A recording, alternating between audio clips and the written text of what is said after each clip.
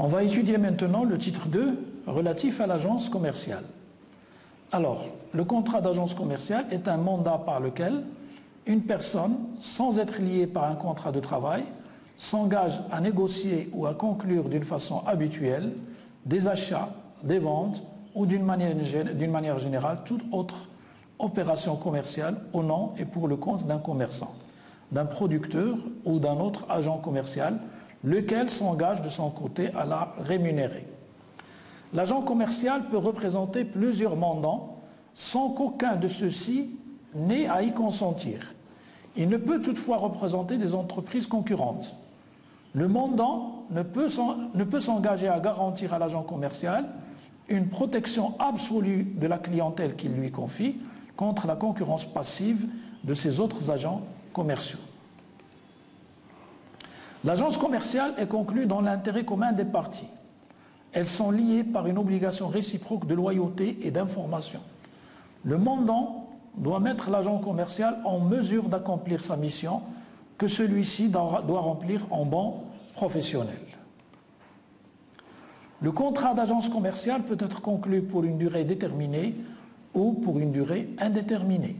Le contrat à durée déterminée que les parties continuent à exécuter après l'expiration de cette durée devient un contrat à durée indéterminée. Chacune des parties peut mettre fin au contrat à durée indéterminée en donnant à l'autre un préavis. Le délai de préavis est d'1 mois pendant la première année du contrat, 2 mois pendant la deuxième année, 3 mois pendant les années suivantes à compter de la troisième. Au cas où un contrat à durée déterminée est devenu à durée indéterminée, en application des dispositions du premier alinéa, le calcul du délai de préavis tient compte de la période à durée déterminée qui s'est écoulée. La fin du délai de préavis coïncide avec celle d'un mois civil. Les parties peuvent déroger aux dispositions de l'alinéa précédent, mais seulement pour fixer des délais de préavis plus longs, à condition que le délai imposé au mandant ne soit pas plus bref que le délai imposé à l'agent commercial. Le mandant peut résilier le contrat sans préavis au cas de faute grave de l'agent commercial. Le contrat prend fin de plein droit par la survenance d'un cas de force majeure. Le contrat d'agence commerciale et le cas échéant ses avenants sont établis par écrit. L'agent commercial a droit à une rémunération fixée par la convention des parties et à défaut par les usages de la profession. Cette rémunération peut consister en tout ou en partie en une commission dont l'assiette est constituée par le nombre ou la valeur des affaires traitées par l'agent. En l'absence de clause du contrat ou d'usage de la profession, le montant de cette commission est fixé raisonnablement par le tribunal compte tenu de l'ensemble des éléments de l'opération. Pour toute opération commerciale conclue pendant la durée du contrat, l'agent commercial a droit à une commission lorsque l'opération a été conclue grâce à son intervention ou lorsqu'elle a été conclue avec un tiers dont il avait obtenu antérieurement la clientèle pour des opérations du même genre. Lorsqu'il est chargé d'un secteur géographique ou d'un groupe de personnes déterminées, l'agent commercial a également droit à une commission pour toutes les opérations conclues pendant la durée du contrat avec une personne appartenant à ce secteur ou à ce groupe. Pour toute opération commerciale conclue après la cessation du contrat d'agence, l'agent a droit à une commission soit lorsque l'opération est principalement due à l'activité qu'il a déployée au cours de l'exécution du contrat et qu'elle a été conclue dans un délai d'1 an à compter de la cessation du contrat, soit lorsque l'ordre du client a été reçu par le mandant ou par l'agent avant cette cessation. L'agent commercial n'a pas droit à la commission si celle-ci est due en vertu de l'alinéa premier ci-dessus à l'agent commercial précédent, à moins que les circonstances ne rendent équitable de partager la commission entre les deux agents commerciaux. La commission est acquise dès que le mandant a exécuté l'opération ou devrait l'avoir exécutée en application de l'accord conclu avec le client, ou bien encore dès que ce client a pour sa part exécuté l'opération.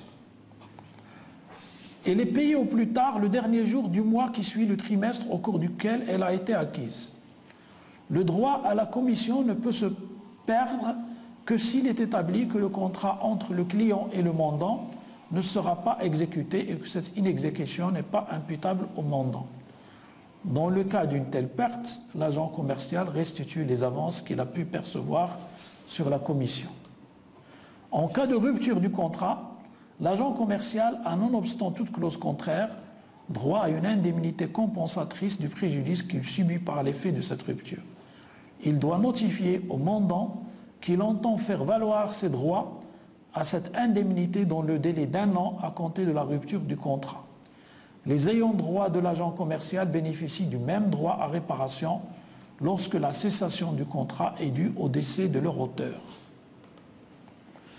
L'indemnité compensatrice n'est pas due lorsque la rupture du contrat est provoquée par la faute grave de l'agent commercial, lorsque cette cessation est le fait de l'agent commercial, à moins qu'elle ne soit justifiée par des circonstances imputables au mandant ou qu'elle ne soit due à l'impossibilité dans laquelle l'agent commercial se trouve raisonnablement de poursuivre son activité du fait de son âge, d'une infirmité ou d'une maladie. Lorsque, après en être convenu avec le mandant, l'agent commercial cède à un tiers ses droits et obligations contractuelles. Le contrat peut imposer à l'agent commercial une obligation de non-concurrence après la cessation du contrat.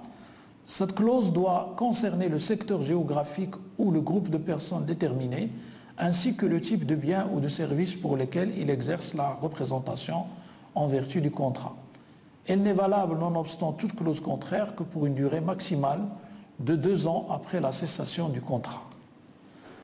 Nonobstant toute clause contraire, les dispositions du présent titre s'appliquent à tout contrat d'agence commerciale conclu avec un agent établi sur les territoires du Royaume.